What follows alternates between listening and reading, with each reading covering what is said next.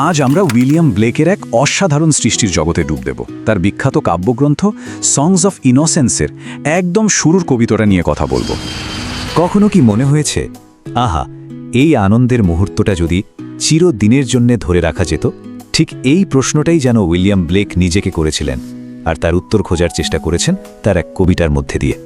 তো চলুন ব্লেকের এই জাদুকরী গল্পের গভীরে যাওয়া যাক।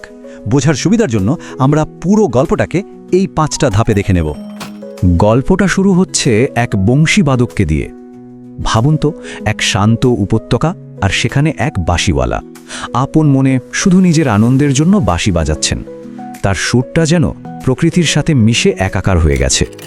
কবিতার প্রথম লাইনগুলো পড়লেই মনে হয় আমরা যেন অন্য এক জগতে চলে গেছি, একটা স্বাধীন নির্মল আনন্দের জগৎ, যেখানে কোনো কষ্ট বা দুঃখের ছোঁয়া নেই। কিন্তু ঠিক তখনই এমন কিছু একটা ঘটে যা সব কিছু বদলে দেয়। বংশীবাদকের সামনে হঠাৎ করেই এক রহস্যময় দর্শন হাজির হয়, আর তার জীবনটা যেন একটা নতুন মোড় নেয়। মানে তার এই সাধারণ আনন্দের মুহূর্তটা আর সাধারণ থাকে না, এটা একটা স্বর্গীয় ডাকে পরিণত হয়। বংশীবাদক যেন প্রথমবারের মতো একজন শিল্পী হিসেবে তার আসল দায়িত্বটা বুঝতে পারেন। আর এই যে মেঘের ওপর হাসিমুখের শিশুটা, সে আসলে কি?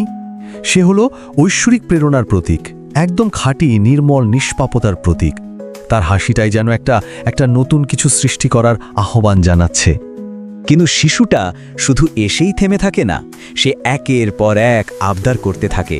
আর তার এই আবদারগুলোর মধ্যেই লুকিয়ে আছে শিল্পের পুরো যাত্রাপথটা। কিভাবে একটা সাধারণ সুর একটা চিরস্থায়ী শিল্পকর্মে পরিণত হয়, সেই গল্প। ব্যাপারটা দারুণ না? দেখুন কিভাবে শিল্পের রূপান্তর ঘটছে। প্রথমে শুধু বাঁশি বাজানো, তারপর গান গাওয়া, আর শেষে সেটা লিখে ফেলা। একটা ক্ষণিকের অনুপ্রেরণা কিভাবে ধীরে ধীরে একটা স্থায়ী শিল্পে পরিণত হচ্ছে, যেটা হয়তো প্রজন্মের পর প্রজন্ম মানুষের মন ছুঁয়ে যাবে। তো শিশুটার প্রথম আবদারটা কী ছিল? একটা গান বাঁশিতে বাজাতে হবে, মানে শুধু সুর, একটা মিষ্টি সুর যা ক্ষণিকের জন্য, যা হাওয়ায় ভেসে মিলিয়ে যাবে। ওই মুহূর্তের আনন্দটা যাকে ঠিক ধরে রাখা যায় না। এরপরের ধাপে শিশুটা চায় ওই সুরের সাথে কথা জুড়ে দিতে। এতে কি হলো? সুরটা একটা গল্প পেল, একটা গভীর অর্থ পেল। এখন এটা শুধু একটা সুর নয়, এটা একটা পূর্ণাঙ্গ গান, যা অন্যদের গেয়ে শোনানো যায়। আর সবশেষে শিশুটার শেষ দাবিটা হলো গানটাকে অমর করে দেওয়া। সে বংশীবাদককে বলে, এটা লিখে রাখো, এমন একটা বইতে লেখো যা সবাই পড়তে পারবে, যাতে এই স্বর্গীয় অনুভূতিটা শুধু ওই মুহূর্তে না থেকে সময়ের সীমা পেরিয়ে সবার কাছে পৌঁছাতে পারে। কিন্তু একটা প্রশ্ন তো আসেই, তাই না? বংশীবাদক এই কাজটা করবেন কিভাবে? ওই বুনো উপত্যকায় তার কাছে তো কাগজ বা কলম কিছুই নেই। এখানেই আসল মজাটা। চলুন দেখি প্রকৃতি কিভাবে তাকে সাহায্য করতে এগিয়ে আসে। দেখুন, বংশীবাদক তার লেখার সব সরঞ্জাম প্রকৃতি থেকেই জোগাড় করে নিলেন। একটা ফাঁপা নলখাগড়া হয়ে গেল তার কলম, আর কালি, সেটার জন্য তিনি স্বচ্ছ জলকে রাঙিয়ে নিলেন। এর মাধ্যমে ব্লেক কি বোঝাতে চাইলেন? এটাই যে শিল্প আর প্রকৃতি আসলে আলাদা কিছু নয়, একে অপরের অংশ। আর এভাবেই প্রকৃতির জিনিস দিয়েই বংশীবাদক তার চূড়ান্ত লক্ষ্যে পৌঁছান। তার কাজটা কি? নিষ্পাপতার এই গানগুলোকে সবার কাছে পৌঁছে দেওয়া। তার শিল্পকর্মটা যেন প্রকৃতির মতোই উদার, যা সবার জন্য খোলা।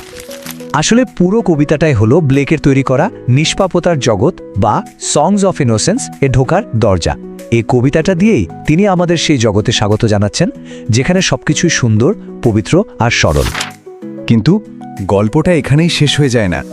ব্লেকের ঠিক বিপরীতে আরও একটা জগতের কথা বলেছেন, যার নাম অভিজ্ঞতা বা এক্সপিরিয়েন্স। আর এই জগৎটা কেমন? এটা হলো সেই জগৎ যেখানে জীবনের কঠিন সত্যিগুলো, সমাজের নানা নিয়মকানুন, দুঃখ, কষ্ট, এই সব কিছু মিলেমিশে নিষ্পাপতার ওই সরল আনন্দটাকে একটু একটু করে নষ্ট করে দেয়।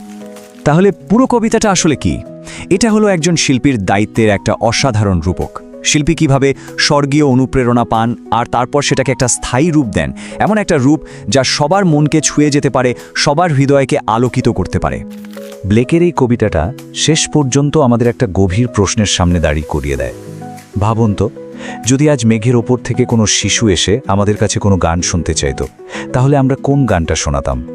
আমাদের জীবনের কোন মুহূর্তটাকে আমরা চাইতাম চিরদিনের জন্য ধরে রাখতে?